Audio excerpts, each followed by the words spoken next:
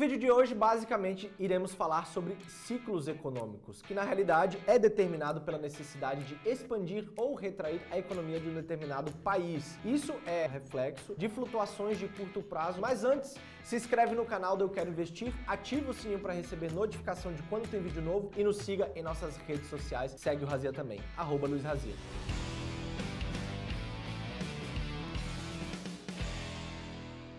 Fases de um ciclo econômico. São 4 delas: expansão, boom, retração e recessão. Dentro, de cada fase, existem pontos a serem analisados. Características de expansão. A economia está expandindo, ou seja, a gente tem um produto interno bruto, que é o PIB, crescente. As taxas de juros estão relativamente baixas, o desemprego alto, porém em uma queda constante. E a gente tem uma inflação controlada. Se a gente vê todo esse cenário se desenhando, provavelmente a gente está em um momento de expansão no nosso ciclo econômico. Passando agora para o próximo, é chamado de boom, e isso a gente vê pelos dados, por exemplo, pleno emprego, a gente vê que realmente a taxa de desemprego está muito baixa, o crescimento do PIB é robusto, a gente vê números crescentes e cada vez maiores, a inflação ainda comportada, e aí é onde a gente entra no próximo ciclo, que é o de retração. O que significa retração? O Banco Central começa a subir a taxa de juros, o crescimento do PIB ele começa a desacelerar e o desemprego começa a subir também, ou seja, esta fase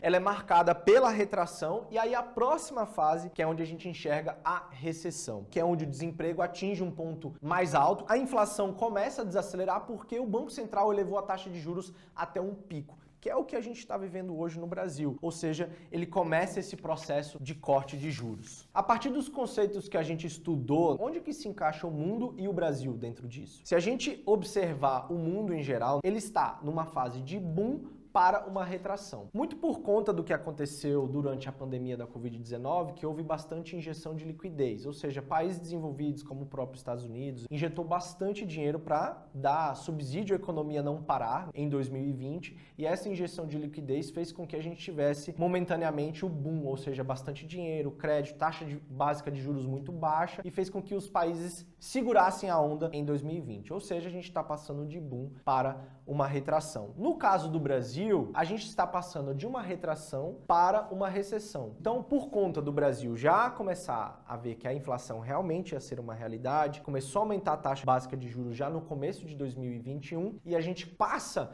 de uma retração, ou seja, que aconteceu no ano de 2021, para uma recessão no ano de 2022, e o que os especialistas dizem, no início de 2023 a gente passe aí para a fase de expansão. Ou seja, o Brasil está um pouquinho à frente do mundo em termos de ciclo econômico, a gente está entrando nessa fase de recessão e iniciando uma fase de expansão, óbvio que isso é previsão, para 2023. Agora a gente vai colocar 2 gráficos para demonstrar a relação entre política monetária e o PIB. É muito interessante olhar o gráfico, porque a gente consegue ver realmente os movimentos e ciclos econômicos olhando esses 2 gráficos. A gente vê que no ano de 2017, 18 e 19, a gente vinha tendo um PIB com melhoras e um PIB realmente estável ou crescente ali dentro do Brasil. Em comparação ao gráfico de taxa Selic, a gente pode observar que nestes mesmos anos a taxa Selic vinha diminuindo, ou seja, a gente partiu de 12% e veio caindo, no ano de 2019 a gente estava ali mais ou menos a uns 6%. O que aconteceu? Com a pandemia da Covid-19, a gente teve uma parada completa do país, com lockdown e tudo mais, então por conta disso que o nosso PIB de 2020 foi completamente comprometido por essa parada. O que o Banco Central fez? Acelerou o corte da taxa básica de juros para melhorar a liquidez de crédito e fomentar a economia no país, além de injetar dinheiro também na economia para ajudar as pessoas a retomarem a produção. Então a gente viu nesse gráfico aí de 2020 da nossa taxa Selic a mínima histórica de 2%. Então realmente o Banco Central incentivou baixando a taxa básica de juros. Acontece, pessoal, que essa política ela tem um certo delay na sociedade, né? Não é porque eu baixei agora que isso vai ter reflexo no próximo mês, ela demora para ter reflexo. E a gente só foi ver o resultado disso no ano de 2021, que a gente saiu de um PIB negativo de 3,9 para um crescimento em 2021 de 4,6, ou seja, a gente viu o reflexo do PIB em 2021 devido à nossa taxa básica de juros estar em mínimas históricas em 2020 e também a injeção de liquidez, ou seja, a injeção de grana em nosso país. Dá para ver que a gente teve um PIB crescente em 2021, só que a taxa básica de juros também acompanhou, cresceu também. Por isso, o Brasil passou de uma fase de boom para uma retração e a gente se encontra agora em uma fase de recessão recessão. E a gente vai começar essa fase, esse início de expansão no ano de 2023. Óbvio que isso é uma análise, fazendo aqui, olhando os gráficos e também pegando informações de analistas. Não quer dizer que realmente em 2023 a gente vai iniciar com todo o vapor o início de expansão. São previsões que a gente faz olhando esses gráficos e o ciclo econômico também. Para corroborar a nossa tese de que o Brasil está passando pela fase de recessão e indo para a expansão em um curto espaço de tempo, ou seja, em 8, 9, 10 meses, é o fato que na última reunião do Banco Central, nosso presidente aí do Banco Central tomou uma postura muito mais dovish do que hawkish, né? A gente sabe que hawkish é quando ele aumenta a taxa básica de juros e dovish é quando ele tem uma posição mais neutra, ou seja, vou manter ou ter só mais um acréscimo e daí sim a taxa básica de juros começa a cair. Por este motivo, a gente tem essa previsão que a taxa básica de juros em 2023 comece a ser expansionista, ou seja, ela comece a cair. Sabendo disso, a gente também tem que colocar aqui as nossas ressalvas, né? Que a gente sabe que tudo são previsões e análises. Como pode acontecer um outro cisne negro, como aconteceu da pandemia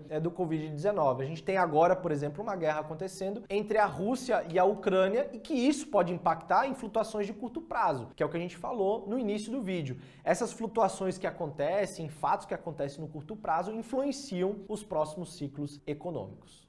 Bem, diante de todo esse cenário que a gente viu de ciclos econômicos, onde que a gente pode investir para se beneficiar com cada um deles? Nesse momento agora de recessão, o que seria mais interessante, já prevendo uma baixa da taxa Selic para 2023, que é o que o mercado já precifica a 8,25, o mais interessante seria uma renda fixa de longo prazo, já pré-fixada ao pico da nossa taxa básica de juros, que seria em torno de 13,5. Ou seja, se você conseguir qualquer título pré-fixado, pagando 13,25 ao ano por um longo prazo, seria um bom investimento nesse caso, justamente porque a gente tem uma previsão de expansão nos próximos anos, ou seja, 2023, e isso significa que a taxa básica de juros tem que cair, e ela caindo você se beneficia com essa pré-fixada a 13%, ou seja, você vai aproveitar o pico da nossa taxa básica de juros neste momento em renda fixa. Bem, sabendo disso, até mesmo para fazer um portfólio bem equilibrado, a gente tem os melhores assessores da EQI Investimentos para te auxiliar a montar este portfólio, seja de renda fixa, multimercado, exterior, entre outros, né? Então entre em contato aí com nossos assessores da EQI Investimentos. E aí, ficou claro para você o ciclo econômico entre expansão, boom, retração e recessão? Comenta aqui embaixo se você gostou do vídeo e se agora realmente você entendeu de uma vez por todas. Comenta aqui embaixo também qual é o próximo vídeo que você quer que a gente faça ou venha aqui com um assunto novo para vocês estarem vendo dentro do nosso canal do Eu Quero Investir. Eu vou ficando por aqui, mas antes disso, pessoal, se inscreva no canal, ative o sininho para receber notificação de quando tem vídeo novo e também nos siga em nossas redes sociais. Até a próxima. Tchau!